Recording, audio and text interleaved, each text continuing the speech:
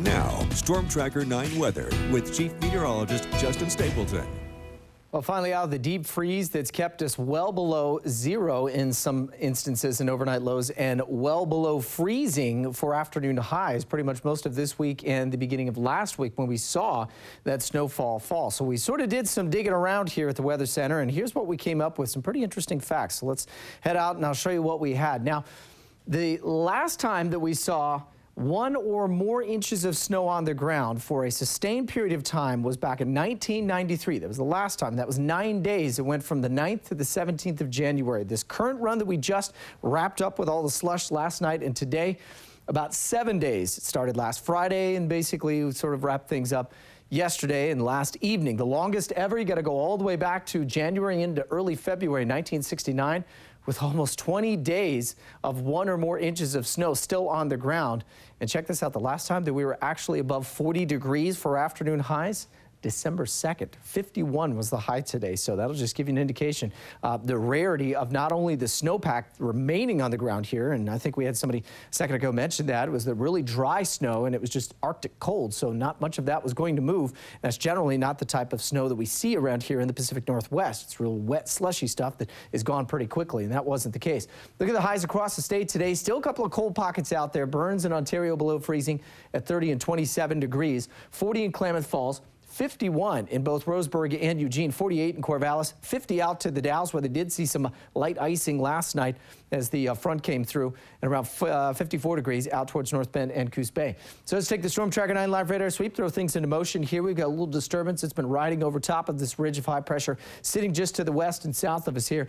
Not a whole lot of activity with this, and I'm not expecting most of this to move anywhere between, let's say, western Washington's probably about as close as it'll get to us, possibly around Vancouver, Washington to northern Portland.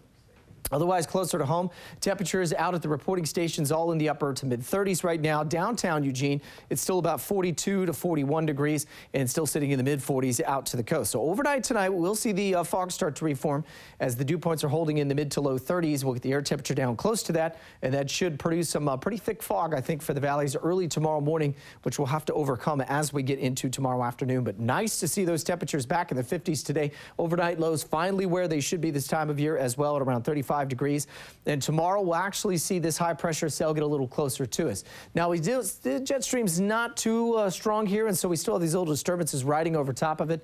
And as we get to Saturday night into Sunday, we'll watch the tail end of what's left over of this low moving into the Gulf of Alaska swing a weaker cold front to us as we head towards Sunday afternoon. Might bring a slight chance for some passing showers. Otherwise, that's about it. We'll get back to a more typical and certainly warmer weather pattern as we head to the weekend. So morning clouds, some afternoon sun, temperatures the low 50s at the coast tomorrow, low 40s as you get inland. I think the fog will hang on through about lunchtime for folks in the Umpqua and the Cascades. The freezing levels rising back up to around 8,000 feet, mid 40s across the passes. Passes are both clean, by the way. Sunny, mild forecast for Central Oregon. Temperatures in the low 40s, overnight lows in the mid 20s.